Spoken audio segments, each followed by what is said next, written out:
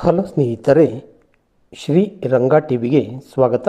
ಸ್ನೇಹಿತರೆ, ನಳ ದಮಯಂತಿ ಕಥೆಯಲ್ಲಿ ಈ ದಿನ ಆಶ್ರಯಕ್ಕೆ ದಮಯಂತಿ ಮೊರೆ. ಬೋರೆಂದು ಅಳುತ್ತಾ ದಮಯಂತಿ ರಾಣಿ ಸುನೀತಿಯ ಕಾಲುಗಳಿಗೆರಗಿ ತನ್ನ ವೃತ್ತಾಂತವನ್ನು ಬಿತ್ತರಿಸಿದಳು. ಜೂಜುಕೋರನಾದ ಪತಿಯ ಸತಿ ನಾನು ಜೂಜಾಟದಲ್ಲಿ ಸರ್ವಸ್ವವನ್ನು ಕಳೆದುಕೊಂಡು ಪರಾಜಿತನಾದ ಪತಿ ನನ್ನನ್ನು ತ್ಯಜಿಸಿ ಹೋದ.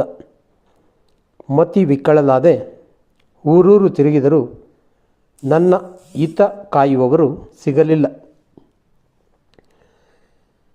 ನೀವೇ ಗತಿಯೆಂದು ಬಂದಿದ್ದೇನೆ. ಪರದೇಶಿಯನ್ನು ನಾನು ಆಶ್ರಯ ನೀಡಿ ಸಲಹಿದರೆ ತಮಗೆ ಪುಣ್ಯ ಸಿಗುತ್ತದೆ ಎಂದು ಪ್ರಾರ್ಥಿಸಿದಳು. ಚೈದ್ಯದ ರಾಣಿ ಸುನೀತಿ ತನ್ನ ಸೆರಗಿನಿಂದ ದಮಯಂತಿಯ ಕಂಬನಿಯೊರೆಸಿದಳು. ದುಃಖಿಸಬೇಡ, ನಾನು ನಿನಗೆ ಆಸರೆಯಾಗುತ್ತೇನೆ. ಏಕೋ ನಿನ್ನನ್ನು ನೋಡಿದರೆ ರಕ್ತ ಸಂಬಂಧಿಯನ್ನು ಕಂಡ ಹಾಗೆ ವಾತ್ಸಲ್ಯ ಹುಕ್ಕುತ್ತದೆ.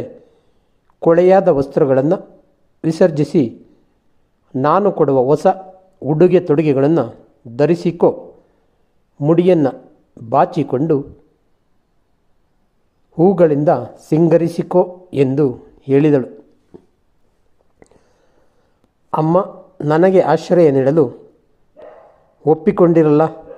ಇದಕ್ಕಿಂತ ಹೆಚ್ಚಿನ ವೇಷಭೂಷಣಗಳಾದರೂ ನನಗೇತಕ್ಕೆ? ನಾನೊಬ್ಬ ಸಾಮಾನ್ಯಳು. ನಿಮ್ಮ ಸೇವೆ ಮಾಡಿಕೊಂಡಿರುತ್ತೇನೆ. ಆದರೆ ಹೀನ ವಸ್ತ್ರವನ್ನು ಧರಿಸಲಾರೆ, ಎಂಜಲು ಭಕ್ಷಿಸಲಾರೆ.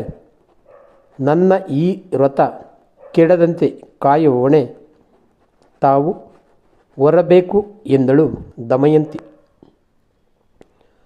ರಾಣಿ ನಸುನಕ್ಕಳು. ನಾನು ನಿನ್ನ ಆತ್ಮಗೌರವಕ್ಕೆ ಚ್ಯುತಿ ತರುವವಳಲ್ಲ. ಕೈಲಾಗದಂತಹ ಕೆಲಸ ಮಾಡಲು ಹೇಳುವುದಿಲ್ಲ. ಹೀನತನದ ಕೆಲಸ ಮಾಡಿಸುವುದಿಲ್ಲ. ನನ್ನ ಪುತ್ರಿ ಸನ್ನಿಧಿಗೆ ಒಬ್ಬ ಪ್ರಾಣಸಖಿ ಬೇಕು. ನೀನು ಅವಳೊಂದಿಗೆ ಇದ್ದು ಅವಳಿಗೆ ನೃತ್ಯ ಸಂಗೀತದ ಪಾಠ ಮಾಡಿಕೊಂಡಿದ್ದರೆ ಸಾಕು. ಕಲೆಯನ್ನು ಕಲಿಸುವ ಕಾರ್ಯ ಹೀನವಾದುದಲ್ಲ, ಸಂಸ್ಕೃತಿ ಪೂರ್ಣವಾದುದು ತಾನೇ ಎಂದು ಸಮಾಧಾನಪಡಿಸಿದಳು. ದಮಯಂತಿಗೆ ತಿಳಿದಿತ್ತು, ಚೇದಿರಾಜ ಸುಬಾಹುವಿನ ಮಹಾರಾಣಿ ಅನ್ಯಳಲ್ಲ, ತನ್ನ ತಾಯಿಯ ತಂಗಿ ಚಿಕ್ಕಮ್ಮ. ಆದರೆ ಆಕೆ ಗುಟ್ಟು ಬಿಟ್ಟು ಕೊಡಲಿಲ್ಲ. ಯಾರೋ ಒಬ್ಬ ದುರದೃಷ್ಟಶಾಲಿ ಗಂಡಸಿನ ಮಡದಿ ಎಂದಷ್ಟೇ ಅವಳಿಗೆ ಗೊತ್ತು. ನಿಷೇಧದ ದೇಶದಲ್ಲಿ ನಡೆದ ಅನಾಹುತಗಳೊಂದು ತಿಳಿಯದು. ಆದರೂ ಬಹು ಪ್ರೀತಿಯಿಂದ ಅವಳನ್ನು ನೋಡಿಕೊಳ್ಳತೊಡಗಿದಳು. ದಮಯಂತಿಯ ಮನದ ಬೇಗುದಿ ಶಮನವೇನೋ ಆಯಿತು. ಆದರೆ ಆಹಾರ ಸೇರದು, ನಿದ್ರೆ ಬಳಿ ಸುಳಿಯದು. ಮನಸ್ಸಿನಲ್ಲಿ ಭಗವಂತನನ್ನು ಧ್ಯಾನಿಸುತ್ತಾ, ಪರಮಾತ್ಮ ನಿನ್ನ ಕರುಣೆಯಿಂದ ನನ್ನ ಇನಿಯ ಬಹುಬೇಗನೆ ಬಂದು ನನಗೆ ಮುಖ ತೋರುವಂತೆ ಮಾಡು ಎಂದು ಬೇಡಿಕೊಳ್ಳುತ್ತಿದ್ದಳು. ದಮಯಂತಿಯನ್ನು ಕಾರ್ ಇರುಳಿನಲ್ಲಿ ಒತ್ತಿನಲ್ಲಿ ಕಾರಡಾಡವಿಯಲ್ಲಿ ಬಿಟ್ಟು ಒಂಟಿಯಾಗಿ ಕಾಲು ಎಳೆದಲ್ಲಿಗೆ ಹೋಗುತ್ತಿರುವ ನಳ ತನ್ನ ಚಿತ್ತ ಭಿತ್ತಿಯಿಂದ ಅವಳ ನೆನಪನ್ನು ಕಿತ್ತೆಸೆಯಲಾರ ಮಲಗಿದ್ದಾಳೋ ಎಚ್ಚರಗೊಂಡು ಪಕ್ಕದಲ್ಲಿ ಕೈಯಾಡಿಸಿ ಪತಿಯಲ್ಲಿ ಓದನೆಂದು ಅಲುಬುತ್ತಿದ್ದಾಳೋ, ತನ್ನನ್ನು ಪರಮ ವಂಚಕನೆಂದು ಭಾವಿಸಿರಬಹುದೇ? ಅಲ್ಲ, ಕೆಟ್ಟ ಭಾಷ್ಯವನ್ನು ಲೇಖಿಸಿದ ವಿಧಿಯ ಕಟು ಮನಸ್ಸನ್ನು ನಿಂದಿಸಬಹುದೇ?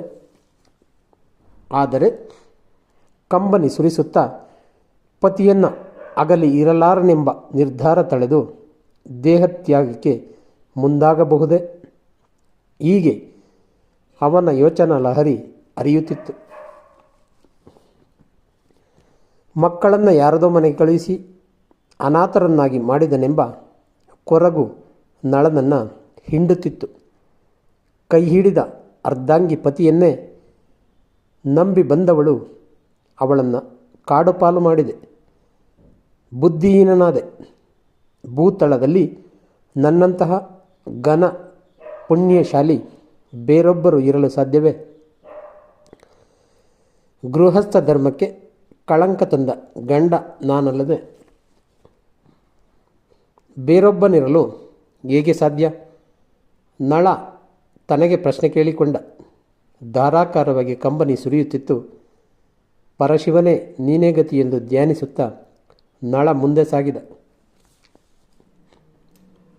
ದಮಯಂತಿ ಲೋಕದೊಳಗಿನ ಎಂತೆಂತಹ ಪೃಥ್ವಿ ವಲ್ಲಭರನ್ನು ತಿರಸ್ಕರಿಸಿ ನನ್ನ ಕೈ ಹಿಡಿಯುವುದು ನಳನೇ ಎಂದು ಪಟ್ಟು ಹಿಡಿದು ಕುಳಿತಳಲ್ಲ.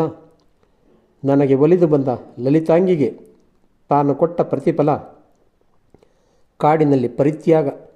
ಇಂತಹ ಪರಮ ಪಾಪಿ ಹುಡುಕಿದರೆ ಧರೆಯಲ್ಲಿ ಬೇರೊಬ್ಬರು ಕಾಣಲು ಸಿಗಲಾರರು ಎಂದು ನಳ ತನ್ನ ಬಗೆಗೆ ಏಸಿಕೊಂಡ. ಕಡುನೊಂದು ಬಳಲುತ್ತಾ ಮನಸ್ಸಿನಲ್ಲಿ ಲಕ್ಷ್ಮೀಪತಿಯನ್ನು ಸ್ಮರಿಸುತ್ತಾ ಕಾಡನ್ನು ಕ್ರಮಿಸುತ್ತಿರುವ ನಳ ಇದ್ದಕ್ಕಿದ್ದ ಹಾಗೆ ಬರುತ್ತಿರುವ ದಟ್ಟ ಹೊಗೆ ಆಕಾಶವನ್ನೇ ಮುಸುಕುತ್ತಿರುವ ಪರಿಯನ್ನು ನೋಡಿದ. ಉಸಿರು ಬಿಡಲಾಗದಂತೆ ಕಾಡಿನ ಮರ ಗಿಡ ಪೊದರುಗಳು ದಹಿಸುತ್ತಿರುವ ಕಮಟು ವಾಸನೆ ಕಣ್ಣು ತೆರೆಯಲು ಕಷ್ಟವಾಗುತ್ತಿತ್ತು. ಹುರಿಯುತ್ತಿರುವ ವನ್ಯ ಸಂಪತ್ತು, ಬೆಂಕಿಯ ಶಾಖ ಮುಂದೆ ಕಾಲಿಡಲಾಗದಂತೆ ಗಾಢವಾಗಿರುವುದು ನಳನಿಗೆ ಅನುಭವವಾಯಿತು. ವಿಶಾಲವಾದ ಅರಣ್ಯ ಕಾಡ್ಗಿಚ್ಚಿನಿಂದ ಸುಟ್ಟು ಕರಕಲಾಗಿ ಮುಂದೆ ಸಂಚರಿಸಲು ಸಾಧ್ಯವಾಗದಂತಹ ಬಿಕ್ಕಟ್ಟನ ನಳ ಎದುರಿಸಿದ. ಪಾರಾಗುವುದು ಹೇಗೆ, ಎಲ್ಲಿಗೆ ಹೋಗುವುದೆಂಬ ತಿಳಿಯದೆ ನಾಲ್ದೆಸೆಗೂ ಕಣ್ಣು ಹಾಯಿಸಿದ. ಒಂದೆಡೆ ಬಿದಿರಿನ ಮೆಳೆಗಳು ದಗದಗನೆ ಉರಿಯುತ್ತಿದ್ದವು. ಚಟಚಟನೆ ಅದರ ಗಂಟುಗಳು ಸಿಡಿಯುತ್ತಿದ್ದವು. ಗುಹೆಗಳ ಒಳಗೆ ಅವಿತಿದ್ದ ಮೃಗ ಸಂಕುಲ ಬೆಂದು ಹೋಯಿತು. ಸಿಂಹಗಳು, ಶಾರ್ದೂಲಗಳು, ಆನೆಗಳು ಅಗ್ನಿಯಿಂದ ಪಾರಾಗಲಾಗದೆ ಅಗಣಿತ ಸಂಖ್ಯೆಯಲ್ಲಿ ಮುದ್ದೆಯಾಗಿ ಹೋದವು. ಮರಗಳ ಮೇಲೆ ಗೂಡು ಕಟ್ಟಿದ್ದ ಖಗಗಳು ಸುಟ್ಟು ಕೊರಕಲಾಗಿ ಚಿತ್ಕರಿಸುತ್ತಾ ಕೆಳಗುರುಳಿದವು. ಬೆಂಕಿಯನ್ನು ದಾಟಲು ಪ್ರಯತ್ನಿಸಿದ ಗಂಡ ಬೆರುಂಡದಂತಹ ದೊಡ್ಡ ಪಕ್ಷಿಗಳು ಪಾರಾಗಲಾಗದೆ ಅಗ್ನಿಕುಂಡದೊಳಗೆ ದೇಹವನ್ನು ಅರ್ಪಿಸಿಬಿಟ್ಟವು. ಪ್ರಳಯ ಕಾಲವೇ ಸನ್ನಿಹಿತವಾಯಿತೇ? ಒಡವಾನಲವನ್ನು ನೋಡಿ ಚಕಿತನಾದ ನಳ ಪ್ರಶ್ನಿಸಿಕೊಂಡ. ನಿರ್ದಯೆಯಿಂದ ಅರಣ್ಯವನ್ನು ಆವರಿಸಿ ಎಲ್ಲವೂ ತನಗೆ ಆಹಾರವೆಂದು ಭಕ್ಷಣೆ ಮಾಡುತ್ತಿರುವ ಬೆಂಕಿಯ ಕಿನ್ನಾಲಿಗೆಯನ್ನು ವಿಸ್ಮಯದ ದೃಷ್ಟಿಯಿಂದ ನೋಡುತ್ತಾ ನಿಂತವನನ್ನು ಎಚ್ಚರಿಸಿದ್ದು ಕರುಳು ಹಿಂಡುವಂತಹ ಒಂದು ಆಕ್ರಂದನ. ಅಯ್ಯೋ, ಅಗ್ನಿಯ ಕೋಟೆಯೊಳಗೆ ಸಿಲುಕಿ ಬೆಂದು ಹೋಗುತ್ತಿದ್ದೇನೆ. ಸಾಯುತ್ತಿರುವ ನನಗೆ ಪಾರಾಗಲು ದಾರಿಯೇ ಇಲ್ಲ. ಯಾರಾದರೂ ಪುಣ್ಯಾತ್ಮರು ಬನ್ನಿ, ಕಾಪಾಡಿ. ಇದರಿಂದ ನಿಮಗೆ ಸತ್ಫಲ ಪ್ರಾಪ್ತಿಯಾಗುತ್ತದೆ. ಆರ್ತನಾದ ನಳನಲ್ಲಿರುವ ಔದಾರ್ಯ ಭಾವವನ್ನು ಬಡಿದೆಬ್ಬಿಸಿತು. ನೊಂದವರ ರಕ್ಷಣೆಯ ಹೊಣೆ ನಿನ್ನದು ಎಂಬ ಕರ್ತವ್ಯ ಪ್ರಜ್ಞೆಯನ್ನು ಜಾಗೃತಗೊಳಿಸಿತು. ಕ್ಷತ್ರಿಯ ಧರ್ಮದ ಜವಾಬ್ದಾರಿ ಅವನನ್ನು ಆ ಕಡೆಗೆ ಹೋಗೊಡುವಂತೆ ಪ್ರೇರೇಪಿಸಿತು. ನಳನು ತಡ ಮಾಡಲಿಲ್ಲ. ಬೆಂಕಿಯ ಕಾವನ್ನು ಲಕ್ಷಿಸಲಿಲ್ಲ.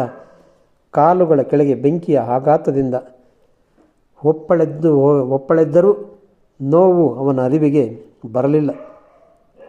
ಕೂಗು ಬಂದ ಕಡೆಗೆ ಧಾವಿಸಿದ. ಕೂಗಿಕೊಂಡದ್ದು ಮನುಷ್ಯನಲ್ಲ. ಸುತ್ತಲೂ ಬೆಂಕಿ ಆವರಿಸಿದೆ. ಮಧ್ಯೆ ಒಂದಿಷ್ಟು ಸ್ಥಳವಿದೆ. ಅಲ್ಲಿಗೆ ಅಗ್ನಿ ಕಾಲಿಟ್ಟಿಲ್ಲ. ಅಲ್ಲೊಂದು ದೈತ್ಯ ಸರ್ಪ ಮಲಗಿಕೊಂಡು ಒಂದೇ ಸಮನೆ ರಕ್ಷಣೆಗಾಗಿ ಮರೆಹಿಡುತ್ತಿದೆ. ಯಾರಪ್ಪ ನೀನು? ಮನುಷ್ಯರಂತೆ ಮಾತಾಡುತ್ತಿರುವುದನ್ನು ನೋಡಿದರೆ ಸಾಮಾನ್ಯವಾದ ಹೊರಗ ನೀನಲ್ಲ ಅನ್ನಿಸುತ್ತದೆ ಪ್ರಶ್ನಿಸಿದ ನಳ. ಧನ್ಯವಾದಗಳು ಸ್ನೇಹಿತರೆ. ನಳದಮಯಂತಿ ಕತೆ ಮುಂದುವರಿಯುತ್ತದೆ. ಸ್ನೇಹಿತರೆ, ನಮ್ಮ ಶ್ರೀರಂಗ ಟಿ ವಿ ಚಾನಲನ್ನು ಸಬ್ಸ್ಕ್ರೈಬ್ ಮಾಡಿ. ಜೈ ಹಿಂದ್, ಜೈ ಕರ್ನಾಟಕ.